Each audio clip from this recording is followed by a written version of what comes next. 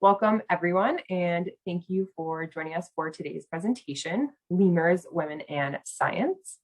My name is Stephanie, and I am the Membership Relations Coordinator here at Population Connection.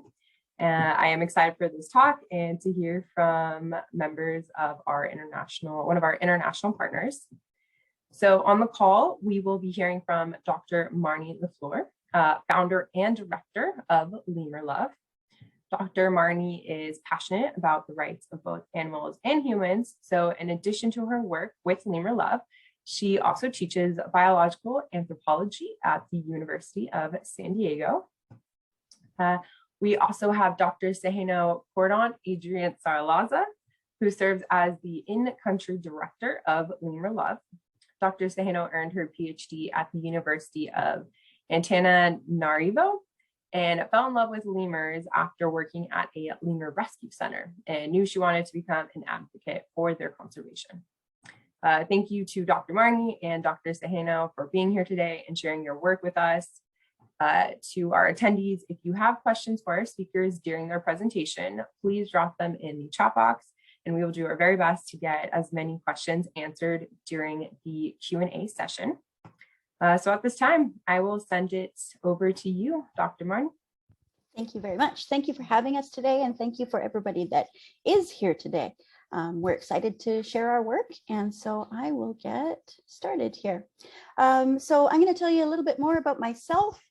Then I'm going to talk about conservation and how humans play a role in conservation. And we will give some context on working in Madagascar. Then we will talk a little bit about the Sustainable Development Goals and how our expertise comes into play with implementing those. And then we'll get to our mission and programming. So, as you heard, I'm an assistant professor at the University of San Diego. I'm a lemur scientist, so I've studied lemurs for almost 2 decades now. And I founded Lemur Love, it will be 10 years ago in September, because I was concerned about conservation and conservation issues and wanted to do more for lemurs and for conservation. And so I'm really committed to conservation of wildlife. And I'm also, I'm passionate about equality and equity and fairness. And that comes into play in my research, but also in just in general in my whole life. So one of the reasons that I'm interested in lemurs is because they have this unusual trait of being female dominant. If you see this, my background here, this is a cuddle ball of lemurs. So it's all these lemurs that are cuddling together with their tails wrapped around them because they're cold. And this one, the boy, or the one that is looking at us, the cuddle ball was all females, and this is a male. And so females are dominant. He was trying to sneak into this little cuddle ball, and he was there for just about as much time as it took me to take this photo, trying to sneak in. And once the females realized there was a boy trying to come in, no way, they chased him out, he was gone. And so this is really rare. There's about 6,200 species, 6,300 species of mammal, and this occurs in 2 species outside of lemur, female dominance, and all of the lemurs. And the lemurs have something else that's unusual in that males and females are the same size. So females are able to dominate males completely by their social skills. And so this is something that was really interesting to me. How is it that lemurs are so different, and that that they have such different sociality, and that females are able to take control? And this is really what I have been studying for much of my career. And I'll pass it over to Dr. Singh. Thank you, Marni. Hello, everyone. My name is Seheno. I'm from Madagascar. I'm the in-country director of Lemur Love, as Stephanie said earlier. I hold a PhD with a botany background. I'm particularly interested in plant-animal interactions. Well, my research study is focusing on baobabs and their seed dispersal. I'm working on lemur conservation. In fact, after my PhD, my first job as a scientific coordinator in a lemur care facility drove me to become a really lemur passionate and advocate for lemur conservation. Thank you. Okay, so talking about conservation and humans, how humans play a role in this. If you follow conservation at all, you will know that things are not exactly in a good place. In fact, they're in a pretty dark place. And so right now it's estimated, or well, in 2019 is when this report came out that was backed by the United Nations. And it showed that there were over 1 million species at risk of extinction because of human activity. So that's really hard to even comprehend. 1 million species are at risk of imminent extinction because of human activity. So humans play really a big role in what is going on. This is because of us that this is happening. And so of those, lemurs, the animals that we study, are the most endangered group of mammals. So 96% of all lemur species are at risk of imminent extinction. Some of these species don't survive in captivity, so it would really be a terrible shame for these to disappear. And so I think over the last decade or so, we've come to realize. But prior to that, I think even in my own head, I thought about conservation of charismatic animals as something that was like, you know, people that are really passionate about pandas or, I don't know, whales or whatever it is that somebody likes. It's sort of like a hobby that is a feel-good hobby. You want to protect these animals that we love, that they're cute. But it didn't really go much deeper than that. But I think now many people are realizing that it's much more than that, that we humans can't survive without these intact ecosystems that are around the planet that add all of these ecosystem services to us. So there's a whole bunch of reasons why humans need conservation. It's not just a matter of protecting animals that we love and think are cute. It's really our well-being and livelihoods that are at stake here. And hopefully we are able to act and move quickly enough to protect these. Okay, so in that way, humans are both the problem because we are the ones that are causing the loss of species, but we're also the solution. So conservation programming really needs to be human-centric in order for it to be successful. So instead of thinking about, again, conservation as an animal issue, it really is a human issue. And so we need to work with humans in order to improve the state of the natural world.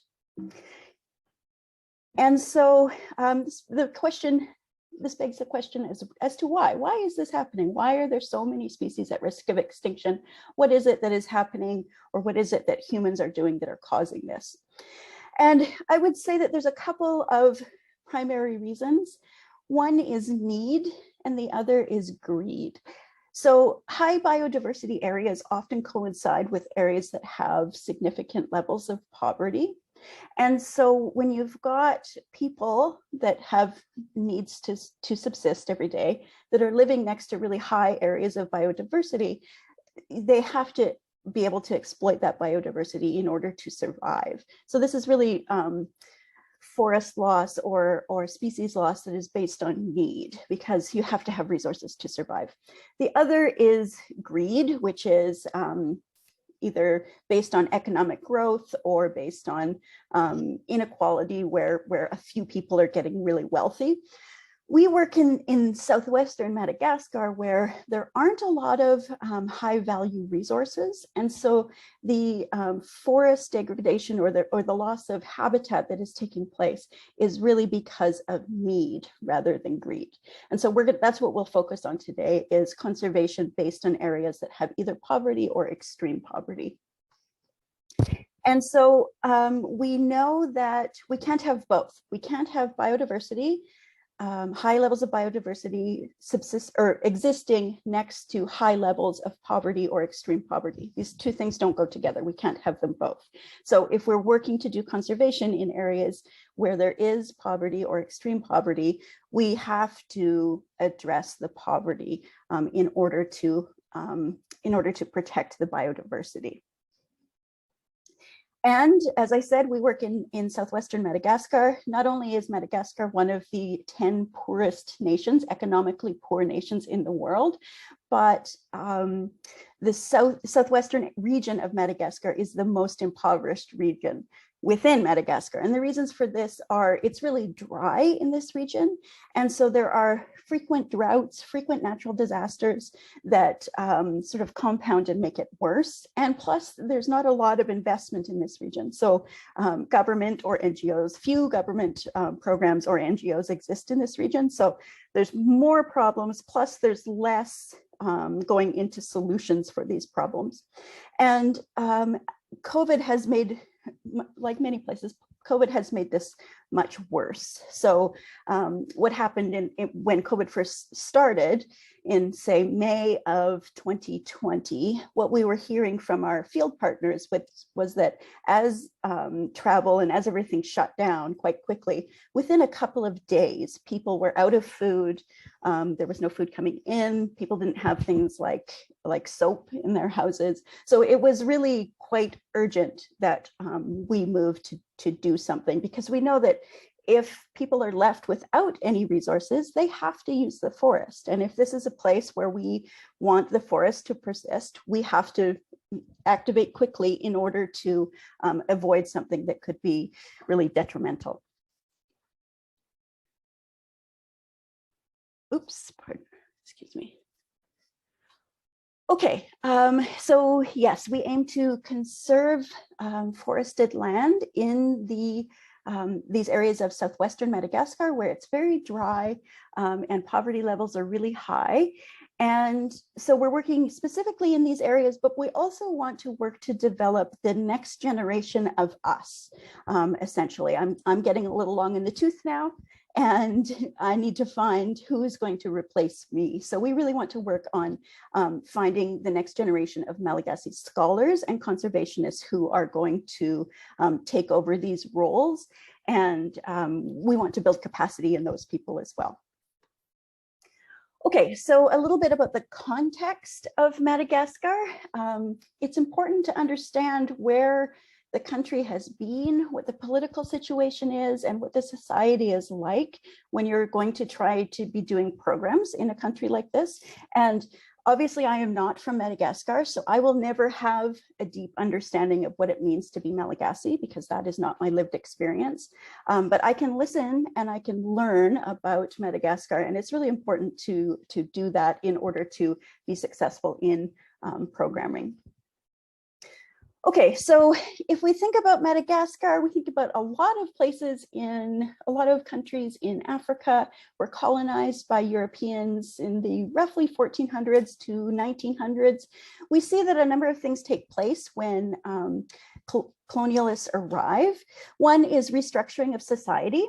And we still see this today through things like the naming of places. So if you go to Madagascar, there's often two names for one place. One is the French colonial name, and another is the original Malagasy name. And I think that there's a movement now to go back to the original names, but this is something that was just done as a way to impose a new rule of law. Also, colonialists brought Christianity, and this was pushed over any traditional beliefs that existed. Colonialists gained wealth by taking existing wealth, by taking land, by taking natural resources, and by using forced labor. And they also created and acted to maintain really deep hierarchical divisions. So these divisions could be based on race, could be based on gender, could be based on sexuality, so that there were just really these deep divisions within people which acted to forward their plans. And so what we see remaining in many areas that were colonized is that civil unrest or tensions remain quite a long time after the colonialism has gone. We also see that Christianity tends to stay and be the dominant religion.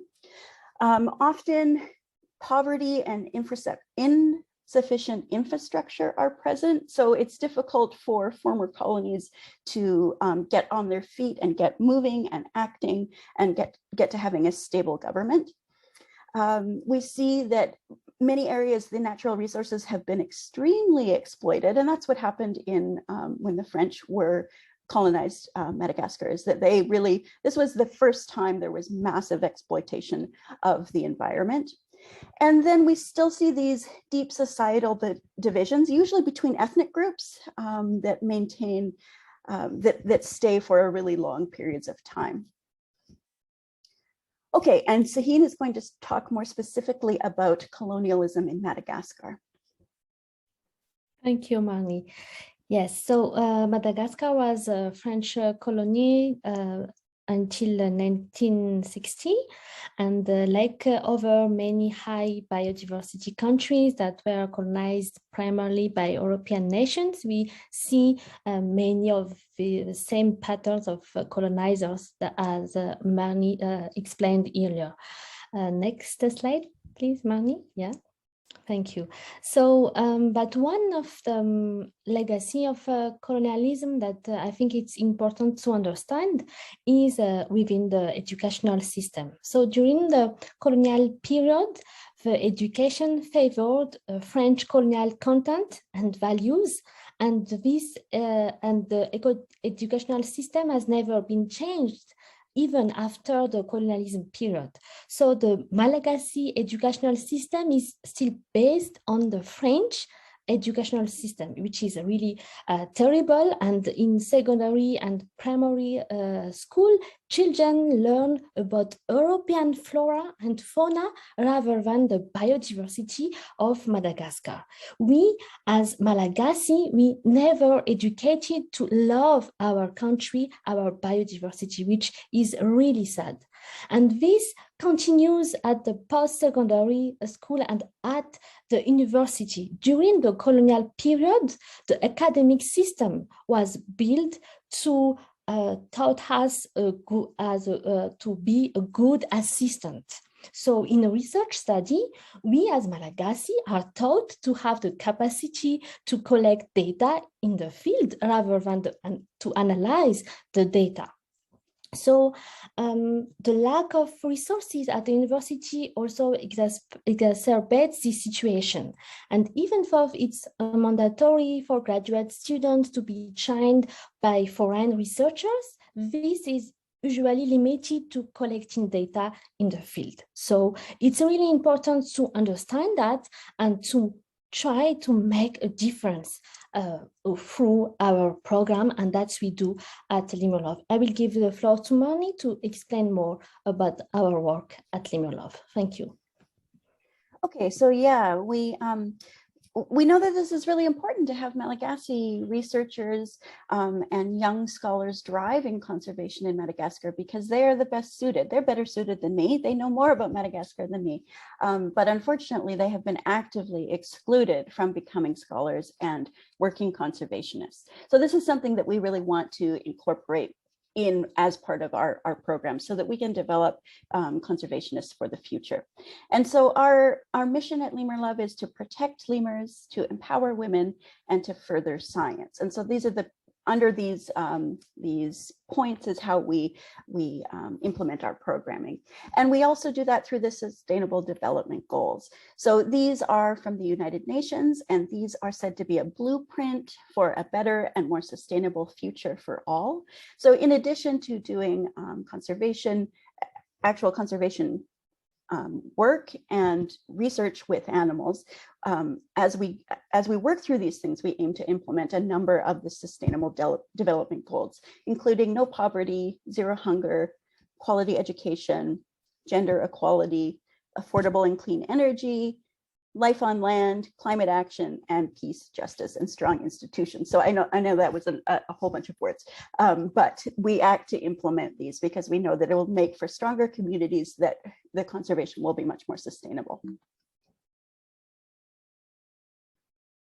And so through these programs, I'll just talk a little bit more about wild lemurs and the things that we do with wild lemurs.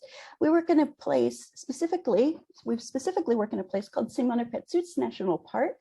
And so we find here there are ring-tailed lemurs, and I've been studying these groups of ring-tailed lemurs for since 2008, so for quite some time now.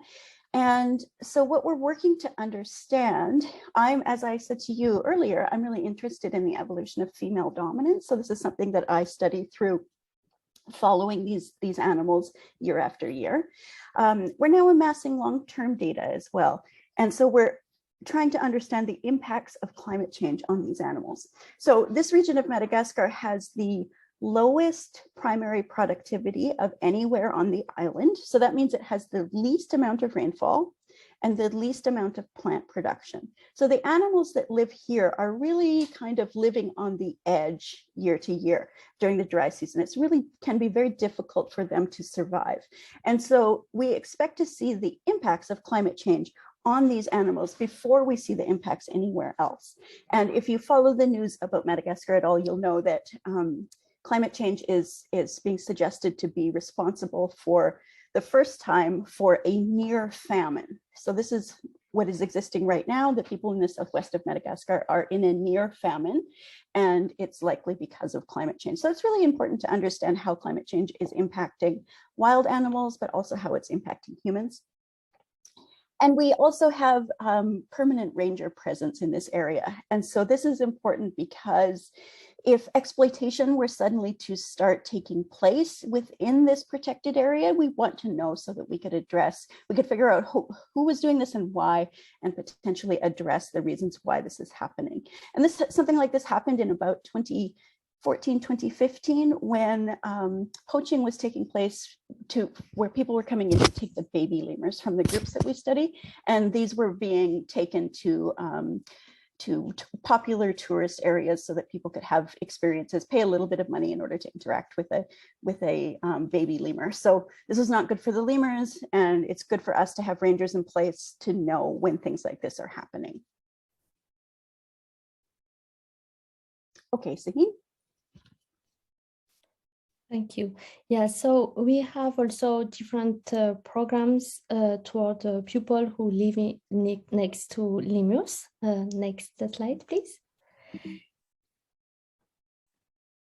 Yeah, so our HIDE humanitarian program targets mainly human head of household. So our goal is to ensure that they can have sustainable livelihoods, so humans can be equipped to make decisions for their children and for their future.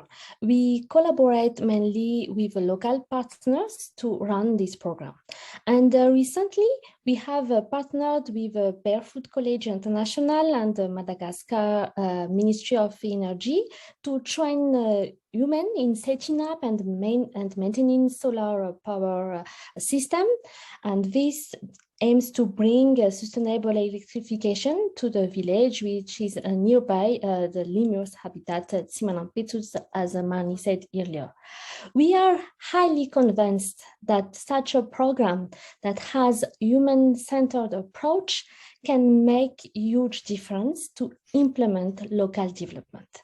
And this is a big step towards development. We have also emergency programs where we provide food and cash for vulnerable families. We are a small NGO, so we may have not a huge impact comparing the larger NGO, but we experience showed that we can provide very quickly food and cash for vulnerable people when a larger NGO can have can take more time to provide such a urgent food and cash for vulnerable families. So we are able to do that during, for example, the COVID pandemic last year. And we provide also support for school through funding school fees and providing a lunch for kids at school. Yeah. Next slide, please.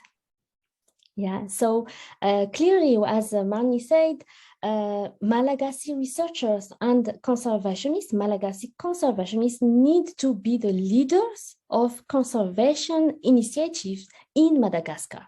But for that, they need support, they need capacity building. Next slide.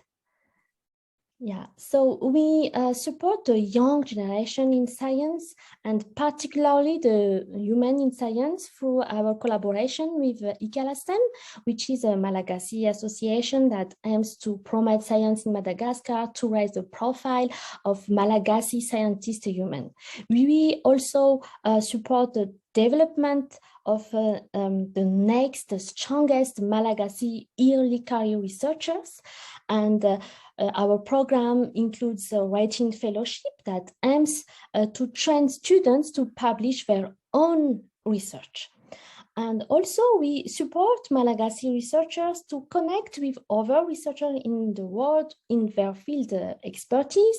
So we support their attendance for international conferences, which sometimes the registration fees cannot be affordable for researchers from low-income countries like Madagascar. And we also support our Malagasy staff. For example, our research coordinator, Dr. Yub, is currently in the UK at Durrell for a fellowship. And as the in-country director at Lemur Love, I am so fortunate. I gain always leadership and management skills, but also research skills. And this helped me to get some international grants and to travel to US to present my research. So it is really important to me and to our Malagasy staff to gain these skills and to be trained as an employee. Thank you. Y'all may not know this, but Seheno is a big deal. She does really great work, and we're so proud of her because of all that she is able to do. So we really believe in the abilities of our Malagasy colleagues, and we know that they are the best suited to make this really happen and to make it sustainable. And that's why we really invest in them. Okay, so how to help if you're interested. So you can follow us, of course, on social networks. You can reach out to us there. And NGOs always need funding. So we are a really small NGO. Small amounts of money are great for urgent situations. So for example, if there's suddenly something urgent and we know that a lot of families are in immediate need, this is how we can mobilize really quickly to help them, and that in turn prevents forest exploitation. And so we have a number of programs going on. One is our annual research expeditions with a veterinarian. This costs roughly $30,000 US. We have a program that is called the Barefoot College Initiative. So this has taken place in a number of countries around the world. And what it is it's training women to be solar engineers. I'm just going to back up here. So this picture here are four, this is Seheno and Dr. Hubi, who is our colleague that is currently at Durrell in Jersey. So these are the four women who are going to be the solar engineers. So they are currently at the Barefoot College campus learning how to implement a solar grid. And when they come back to their village, they will implement that grid. And so our responsibility is to purchase the equipment for that. And this is a huge deal and opportunity for them. So some of these women had really not traveled before. They have not either used electricity, had or used running water, or been to a major city. So for them to pick up, to go and say, yes, I'm going to become a solar engineer. I'm going to spend 6 months someplace I've never been without my family, leave everybody behind. It's really remarkable. We're just so excited for them and to see what a difference this makes. And we know that electricity is really key. This is in development. This is something that makes a big difference. So once there is a solar grid in place, we know that development can happen from there. So our Barefoot College initiative, once this is all said and done, we need to raise around another $50,000. And as Seheno was saying, that our fellowship programs for early career scholars and researchers, these cost about $2,000 a person per year. And a lot of that, the reason why it's so inexpensive is because that money goes directly to the fellow. It's meant to supplement their income, not to replace any income, but this goes directly to the fellow. And then we use pro bono labor from academics around the world who are willing to mentor these very promising young people in their careers develop. Okay, so that is all we are going to say for now. We are happy to answer questions. And so I will turn it back over to Stephanie to facilitate that. Thank you.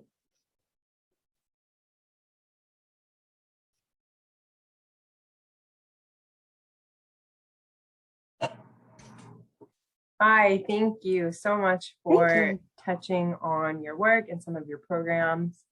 We do have some questions we can go over. Let me just pull up the pre-submitted questions. We can jump right in. Okay, so let's see. This is a pre-submitted question. It was, they're asking, can we save Madagascar from both rapid population growth and environmental exploitation by big businesses or agribusinesses?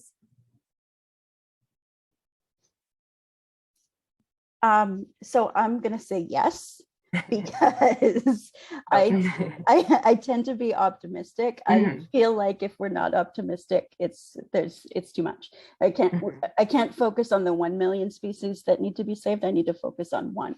And so one of the things we know is that if women are given a choice to space out births and have fewer children, that's their preference. And so, yes, I definitely think from rising population, if there is a choice there, women will make it. So yes, definitely.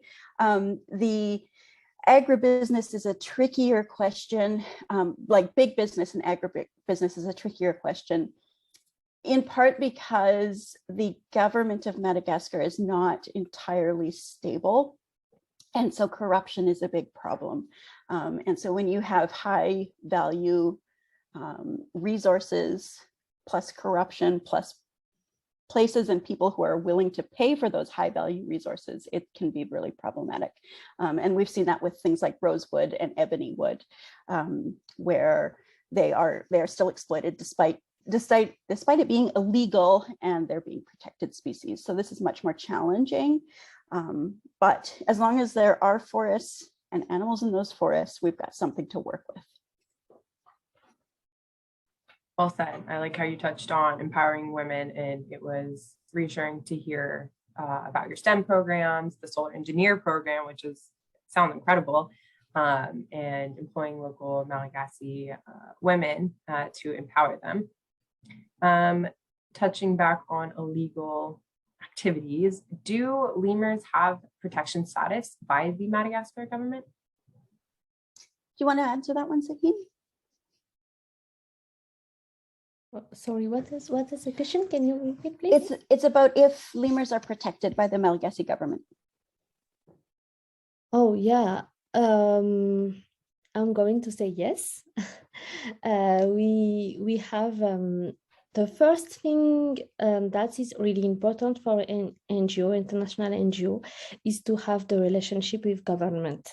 That's I would say mandatory, but that's good to have a relationship from local stakeholder, government, and yes, we have protection from Malagasy government.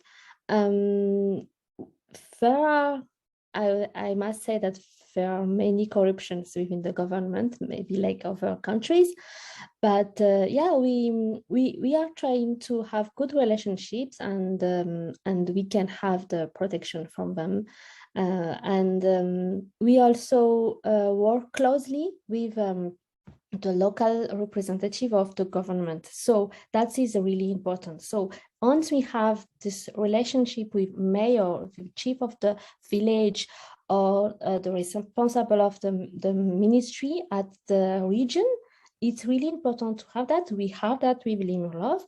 And once we have that, we have the good relationship and they can protect us if we have some problems.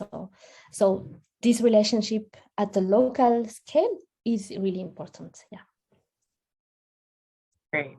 Follow up to your answer, Dr. Seheno. How have you managed to build up these local partnerships with the community and other organizations in the area, and even the national park? You work with the rangers. Yeah, thank you. That's a really good question. It's not really easy at the first time because we are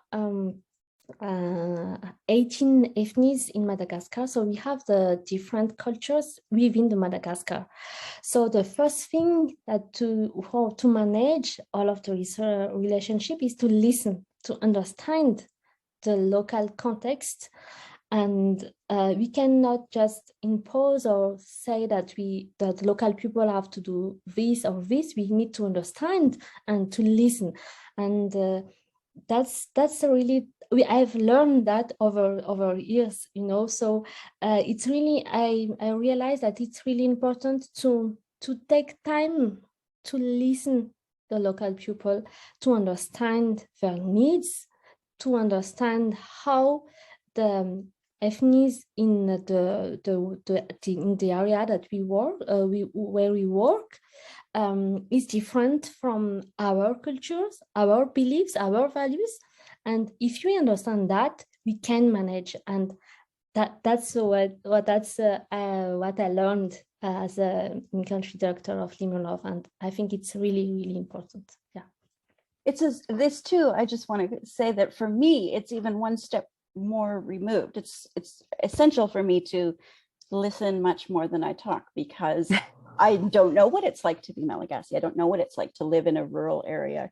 And it's interesting because the way that people from North America approach conversations and starting dialogue is really different. So it's not appropriate to just walk up to somebody and start talking about, I don't know, anything.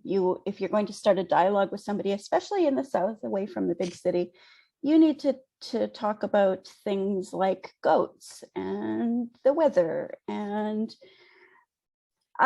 lots and lots of other things before you get to what you actually want to talk about. And it's just not appropriate to walk up to somebody and start a conversation about what you want to talk about. That's not how it works. So it's really important to be like the local people and take on the customs that they have as much as one can. Right. So shifting gears, we've got a question that was just submitted in the chat box. What can you tell us about the unmet demand for contraception and family health services? How does population connection fit into your programs or the big picture? So something I know from, maybe I'll comment on rural areas, and Seheno, you can comment more generally on throughout Madagascar. But in 2019, I know that within the village where we work next to the national park, it was possible to access birth control, but the price of it went from about 100 ariary to 2,000 ariary. And even that is 2,000 ariary is like less than $1, but people only have like $1.90 a day. So even though it seems like a very small amount of money, it went from 100 to 2,000. So it was completely unaffordable suddenly for women. So it is really important for them to have access to low cost birth control methods. And so it's possible, but it needs to be managed. And I know that Marie Stopes has been doing some really good work in rural and in major urban areas in Madagascar. And Seheno, would you like to add to that? Yes, yeah, that's really true. There are some international NGO that work on the health for women. That I want just maybe to add and context about the human place for the Malagasy society. Why we want to target the human at Lemur Love, because for Malagasy society, there is how can we say that, patriarchal. So we, as a human, we never have decision to their own body. So even we want to have like 1 or 2 babies, society said, no, you are a human. No, that's not your choice. That's not your decision.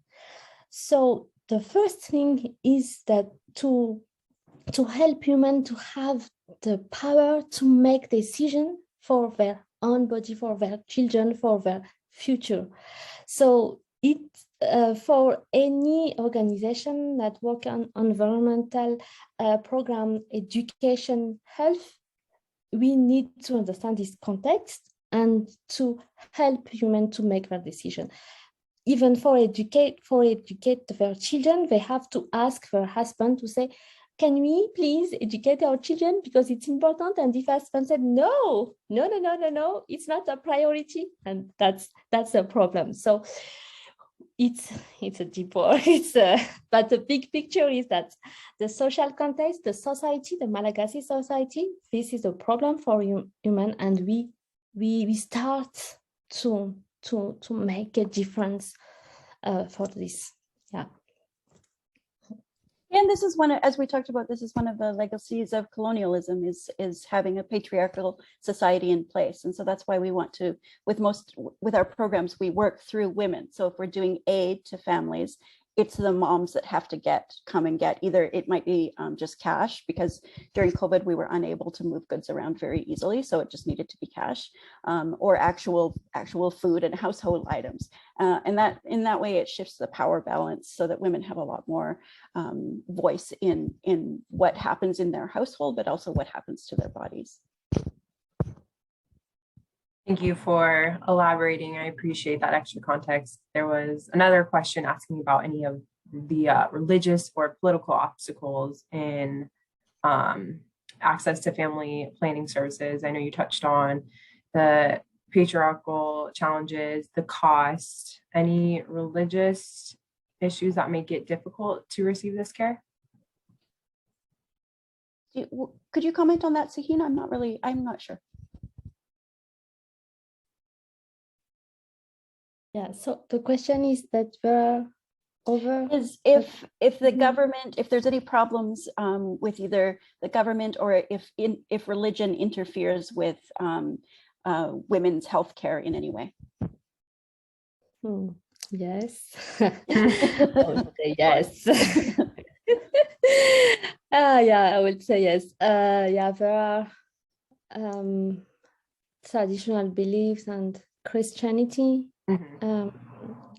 as unfortunately a huge how can I say that, a huge power on our beliefs. So that is really tricky. And even touch about religion, if traditional religion or Christianity, it's really tricky to address that. So yeah, it's a challenge. It's a challenge, and again, we can make a difference, but move maybe slowly. And we know that this is a situation for some local areas where there are also traditional beliefs, religion, and we know that this is a challenge or obstacle. But we need to raise awareness, to educate children. So it's a big picture. It's a big picture, and we cannot change everything really quickly. So education is the most important thing to address first, and give help and power to the humans so they can have voice and they can make their decision, and then they can change their mind on what is the obstacle for their life. So they will see that religion can be an obstacle, or how can they do that? But without education, we cannot address that. Yeah. Absolutely. Looks like we've got one last question in regards to family planning services in Madagascar. Do you know of any organizations that are subsidizing contraception for Madagascar people who want it but cannot afford it? Besides Marie Stopes, I know Dr. Marni, you mentioned they're doing some great work out there. Are there any other organizations? Do you know, Sehena? I just know of Marie Stopes is the only one that I've seen in rural areas. Is there anybody else that's subsidizing costs of birth control or family planning? In the south, I think Catholic Relief Services, CRS, they also have some programs on that.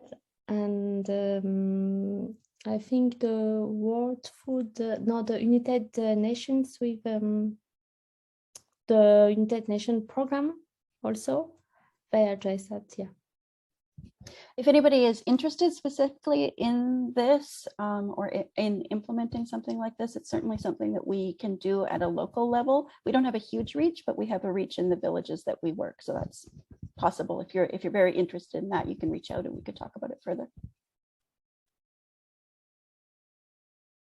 Okay, let's see. Looking at a few more chat box questions. Oh yeah, Blue Ventures too. Blue Ventures, yeah. They're a really great international organization that has a huge presence in Madagascar.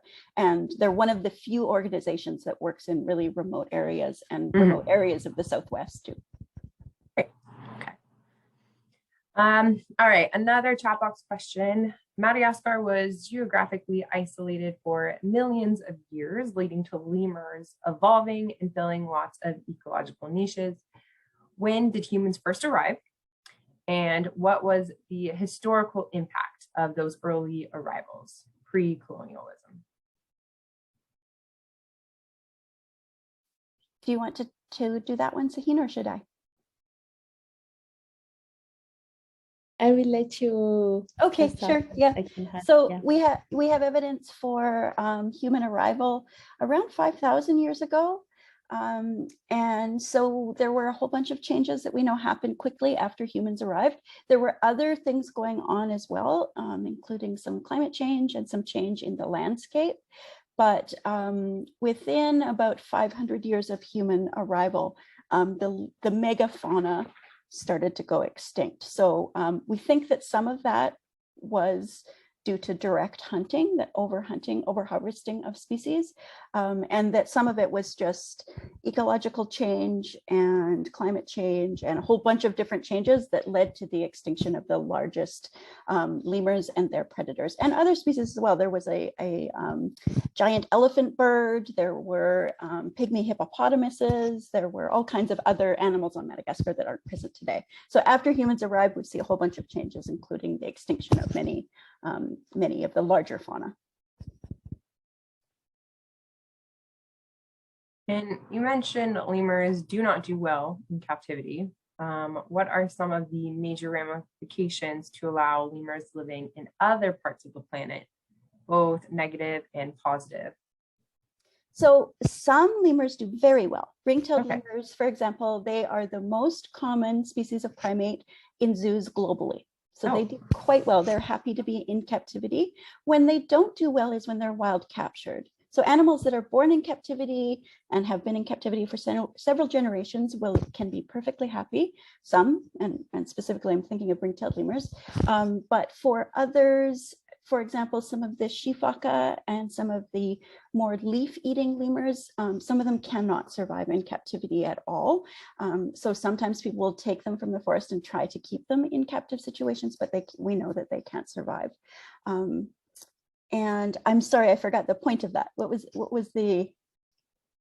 I think they wanted to know if lemurs were to be rehabilitated in different parts of the planet, the positive and the negative impacts.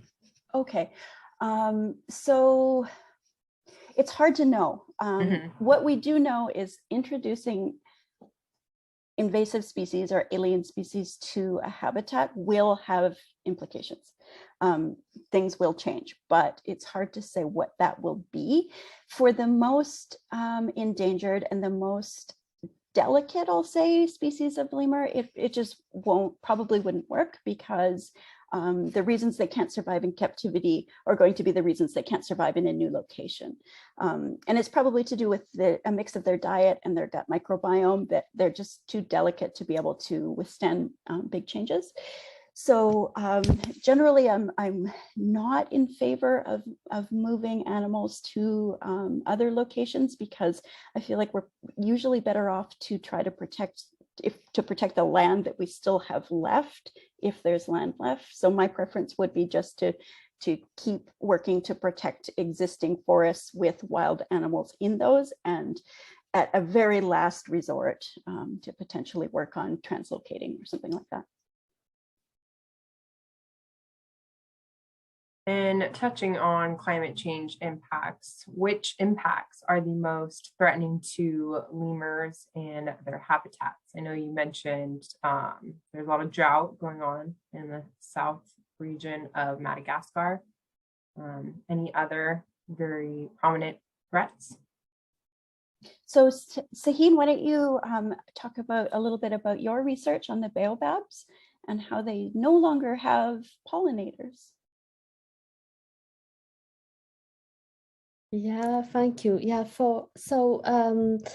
what we observed for the Malagasy baobab tree. So some of you that don't see the baobabs, which is here in my background, they are among long-lived trees. So some of them have hundreds or 1,000 years of age. And the problem is that they don't have any animal seed dispersers right now. We think that megafauna that Marni explained earlier were their major seed dispersers. So this may impact their survival right now, because we don't know what happens to the baobabs in the forest. Because, for example, lemurs cannot disperse the seeds of the baobabs because the fruits are too large for them. So we observe that maybe there are smaller animals, for example, rodents, that can have a role on the predation of seeds. But the problem is that baobabs are some of orphans plants. So this is due to the climate change, because the megafauna were extinct due to the past climate change and also hunting, as Marni said earlier. So there are many trees in the world actually that don't have seed dispersers anymore. And this happens to the baobab. So one of my research question is to try to discover how can they survive without their animal seed dispersers. Yeah. Thank you. All right, we're getting close to our hour time limit, so just a few more questions. One was submitted in the Q&A. Looks like, let me just read it all out. Tourism helps support conservation in places like Madagascar, and almost all of it is by air travel, which also puts some of the carbon in the air that fuels climate change. Could an airline conservation surcharge on tickets help conservation without disincentivizing air travel for ecotourism? This is interesting because if I remember correctly, due to COVID, there is no tourism right now in Madagascar. So yeah, so I don't really know the answer to. I don't really know. I think it's an interesting idea. Right. And we know that, let me see, so tourism has started again, but it's still pretty low. Not a lot of people are traveling, certainly not pre-pandemic rates of travel are taking place. And we also know that even with the cessation of travel during COVID, the impact wasn't as huge as we thought it would be. So the amount of carbon going into the air, even without any air travel, was still significant and too much. So I'm not really that sure. Seheno, do you know any more about carbon and air travel? And yeah, I don't really have an answer on that. That's we don't have a. I think we don't have data on this actually. Yeah. I think this one's outside of my pay grade. I'm sorry. Okay. Thank you for touching on it. Yeah. And then let's see, this will be our final question. Thank you so much for this informative session so far. I'm curious about some of the main barriers you've experienced in your conservation work, specifically with with women and girls. I know Seheno was touching on how the curriculum you're taught about European flora and fauna, but not Madagascar's rich biodiversity. And then one of our attendees is asking about an educational initiative that introduces a few weeks of core biospheric literacy. Is that something do you think could help with this issue? Yeah, definitely. I think. How do you think, Marni? Yeah, yeah, I think it's what we found is that the government-run public school system is extraordinarily rigid and resistant to change. So it's really difficult even to try and get, say we're visiting a region and we contact the principal or the teachers and say, hey, we study lemurs, we'd love to come give a presentation to the kids, and we bring books and things. It can be very difficult for them to say yes, because their time is so structured that they're not able to, and they just can't make the decisions themselves. So it can be really difficult. So we found working with private schools has been really rewarding, particularly one school that we support called in a town called Mingili, which means itchy, incidentally. And I've never been very itchy there, so I don't know why it's called itchy, but it is. The teacher is the woman that founded the school is a woman founded the school, and she's really passionate about environmental education, and so she will readily incorporate environmental education, and we regularly will go and give presentations. And there's a rescue center for lemurs really close to there, and so they have a good working relationship. So in my experience, it's been great to work with not the public school system, because they're so much more flexible and willing to incorporate environmental content.